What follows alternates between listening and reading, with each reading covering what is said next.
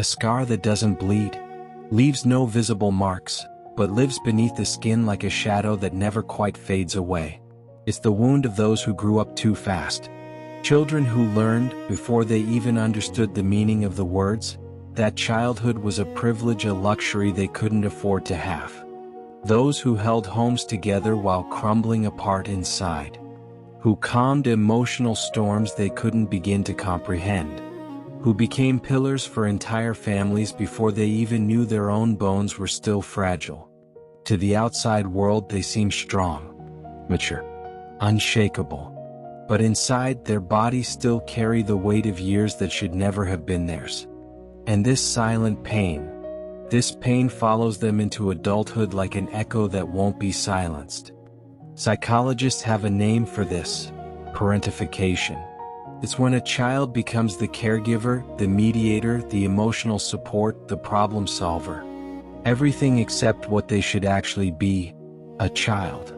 But for them, this was never just an academic concept pulled from a psychology textbook. It was a matter of survival.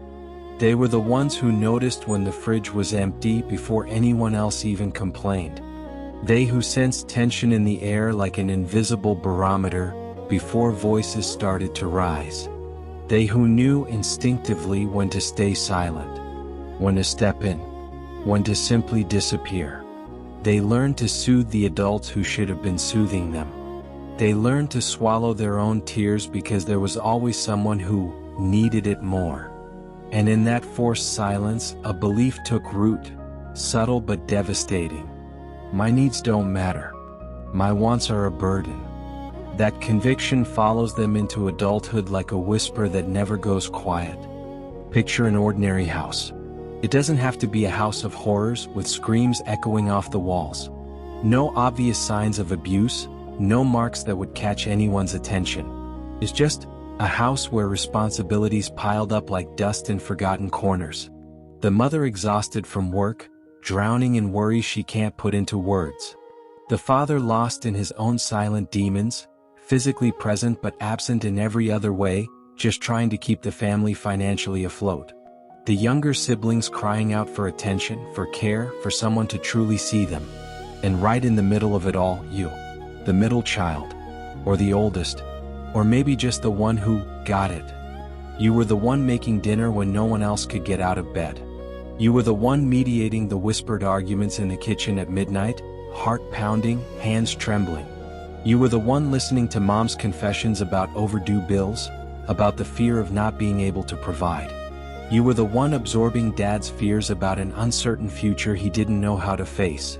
You didn't ask for this. No one consulted you. But somehow, the entire world of that house began to revolve around you, and you became the invisible axis keeping everything from falling apart. And no one knew how much it hurt. Because you didn't show it. You smiled. You said, "I'm fine." You convinced yourself you were strong, that you were enough. But inside, something broke a little more each day. Parentification doesn't come out of nowhere. It's born in families where balance was lost. It might be due to financial crises that slowly erode the family structure. Untreated mental health issues that turn parents into shadows of themselves. Addictions that consume everyone's emotional energy. Or simply the absence of a model for reciprocal care. Generations upon generations repeating dysfunctional patterns without ever questioning them. Pioneer researchers like Ivan Basarmenianagi, who revolutionized family therapy, identified that this happens when generational boundaries dissolve. The child stops being protected and gets called to the emotional front lines. It's not always intentional. Overwhelmed parents often don't realize the damage they're causing because they're just fighting to survive the next day. But the impact on the child is profound and lasting. Their still developing brain learns that love comes with conditions tied to usefulness. That personal worth is directly linked to how much you can help, fix, carry. From a neuroscientific perspective, this rewires the limbic system, the part of the brain responsible for processing emotions and creating attachment bonds. Cortisol, the stress hormone, floods the nervous system for years, shaping neural pathways that connect safety with hypervigilance and vulnerability with weakness. It's like building a house on quicksand. It looks solid and sturdy from the outside, but one day the cracks inevitably start to show. That child who carried the world on their shoulders doesn't simply vanish when they turn 18. They transform into an adult who still feels that burden, but now without understanding where it comes from. You enter the workforce and, without consciously realizing it, become the team's problem solver. The one who stays late to finish someone else's project. The one who listens to everyone's complaints, absorbing their frustrations like an emotional sponge. The one who never asks for a raise because you don't want to cause trouble, or don't want to seem too demanding. In friendships, you're perpetually the empathetic listener, the counselor who absorbs everyone's pain. But you rarely share your own. Because deep down you learn that your struggles are smaller, that your pain isn't that important. And in love? Oh, love is a minefield for the adult child of the house. You give everything: time, energy, unlimited patience, desperately hoping to finally create the emotional security you never had as a child. But when your partner doesn't reciprocate to the same degree, that familiar panic surges back like a wave. I'm not enough. I'm a burden. I'm going to be abandoned. You overextend yourself to exhaustion to prove your worth. Or you isolate completely to avoid the rejection you're certain will come. Relationships turn into vicious cycles of overgiving followed by silent emotional burnout. And no one around you notices, because you're so independent, so reliable, so strong. Words that sound like compliments but cut like sharp blades into wounds still open. Let's dive deeper into a real example. Anna, a fictitious name protecting the privacy of a patient whose case echoes in countless therapy offices. At 9 years old, during a family crisis that shook the foundations of her home, Anna's mother lost her job and spiraled into deep depression. Her father began working endless shifts, physically and emotionally absent, just trying to keep the family financially above water. Anna, the middle child, started cooking simple meals for her younger siblings. She began cleaning the house without anyone asking. And on the darkest nights, she sat beside her mother during crying spells, stroking her hair, whispering, "Everything's going to be okay," words a 9-year-old should never have to speak. She never complained. When people at school asked, "How are you?" she automatically responded, "I'm fine, thank you." But inside, something fundamental was breaking. Fast forward. Anna is now nearly 30. She's a project manager at a respected company. Always available for everyone: her team, her friends, her family.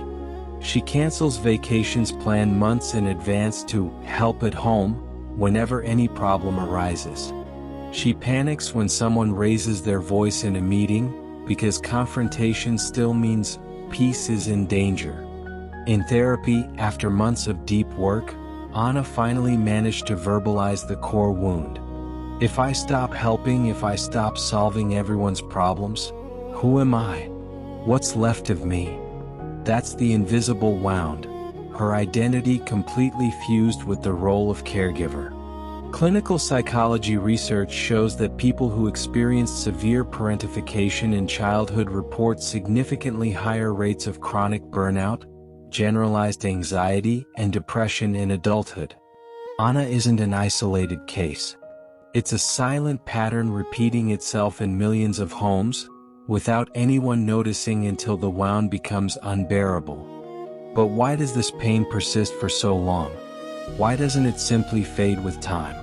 Because parentification creates a vicious cycle deeply rooted in the nervous system. The child learns to suppress intense emotions to keep family peace. This leads to devastating internal disconnection. You feel everything intensely, but you process nothing in a healthy way. The Harvard Grant study, one of the longest longitudinal studies on human happiness and well-being, revealed something fundamental. Healthy, fulfilling relationships depend on mutual vulnerability. But for the adult child of the house, vulnerability is synonymous with danger. Showing weakness means losing your value. Asking for help means being a burden. These people become extremely focused on pleasing everyone around them. They say yes when every fiber of their being wants to scream no. They feel crushing guilt when putting themselves first, even in situations where they should be the priority. The physical body reacts to this chronic stress. Persistent insomnia that resists all treatments. Chronic headaches that doctors can't fully explain. A fatigue that goes far beyond physical. It's emotional, spiritual, like carrying an invisible backpack full of heavy stones that can never be removed. The wound isn't just the weight you carry.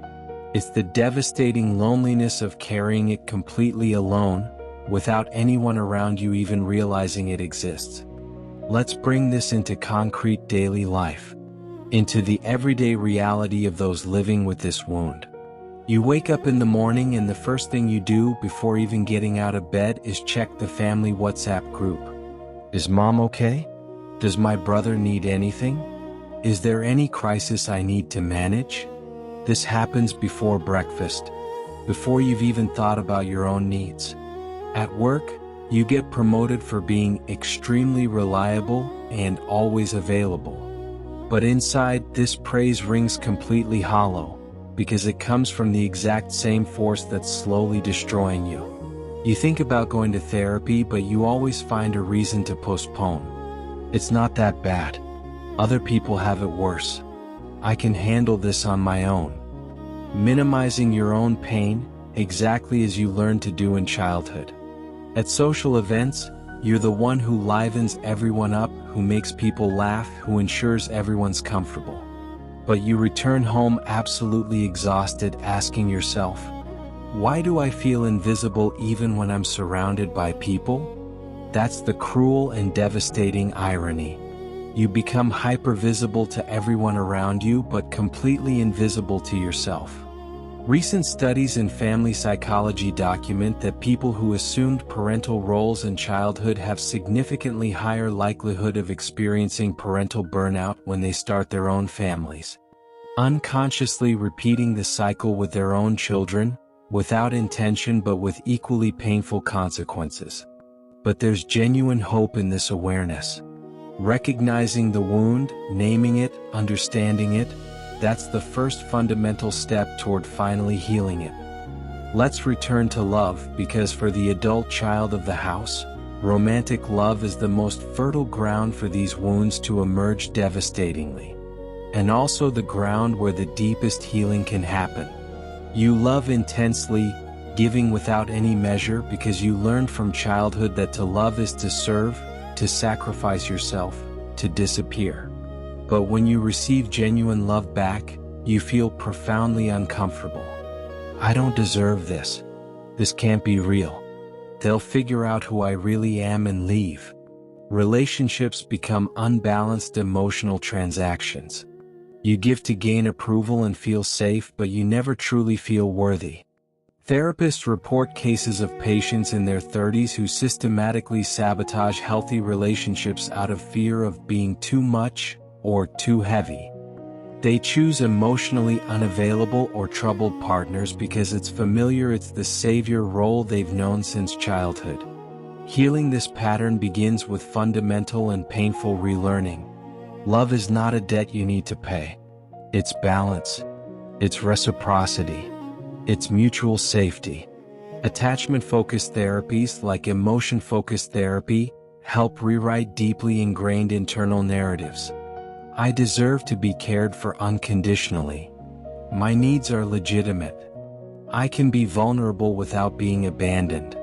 Small practical steps that seem impossible at first. Say no once a week to a request you'd normally accept automatically. Delegate a household task you always assume is your responsibility. Let a friend listen to you without immediately needing to solve their problem or minimize your own pain. They're small steps, but each one represents an internal revolution. And the family of origin? that's the epicenter of pain. Many adult children avoid any kind of confrontation with family, fearing already fragile bonds will completely rupture. But silence perpetuates the wound, and often transmits it to the next generation. Research in systemic family therapy shows that gentle, assertive confrontations can effectively break generational cycles of dysfunction. It's not an accusation loaded with anger. It's a vulnerable invitation to change. I feel overwhelmed when I take on all these responsibilities. This needs to change. For those who already have children, parentification becomes a transformative lesson. Be the parent you never had. Ask, how do you feel about this? Instead of, what do you need to do now? Create sacred space for the child to simply be a child without weight, without adult responsibilities disguised as helping. But what if the family of origin completely resists? What if they deny, minimize, or even attack? Healing doesn't depend on their acceptance. It begins and sustains itself in you in journals where you validate your own pain without judgment. In meditation and mindfulness practices that anchor your body in the present, away from ghosts of the past. In therapy where finally someone witnesses your pain and says, this shouldn't have happened to you, and you deserve healing. The physical body holds these wounds in surprisingly specific ways. Chronic tension in the shoulders as if you're literally still carrying the entire house on your back. Anxiety that erupts in moments of silence and tranquility because your nervous system was trained that silence means the storm is coming. When survival mode has nowhere to go, the body panics. Trauma neuroscience explains, the amygdala, the brain's fear processing center, remains in constant hyperactivation in people who experience severe parentification. It reacts to emotional threats, someone slightly raising their voice, an unanswered text, a disapproving look as if they were real and immediate physical dangers. But somatic practices like trauma-informed yoga, mindfulness meditation, and nervous system regulation exercises can literally rebalance the brain, gradually teaching it that tranquility isn't a prelude to storm, that peace isn't weakness. Therapies like EMDRI, movement desensitization, and reprocessing have shown remarkable results. Patients who relive and reprocess traumatic memories of resolving parental fights or calming adults in crisis finally release somatic trauma trapped in the body. After intense but transformative sessions, many report for the first time in decades, I feel light, like I can finally breathe completely. Healing is gradual, like dissipating a dense, ancient fog. It doesn't erase the past, but it transforms it from prison into wisdom. For those who still carry this weight, you weren't weak for surviving. You were extraordinarily resilient. Now allow yourself something even braver. Thrive beyond mere survival. Your story isn't one of passive victimization. It's a powerful narrative of possible transformation. By healing your own wounds, you break generational chains for yourself, for your children, for everyone your life touches. Picture now that old house, but this time without weights, with balance. You at the center, not as an anchor preventing shipwreck, but as light illuminating the path for everyone, including yourself. The wound no one sees can become the strength everyone admires. Not because you hid the pain and pretended it didn't exist, but because you faced it, named it, understood it, and chose to heal. You deserve to be seen. Not for what you do, for the usefulness you offer, for the problems you solve, but simply for who you are. And you are enough. You always were.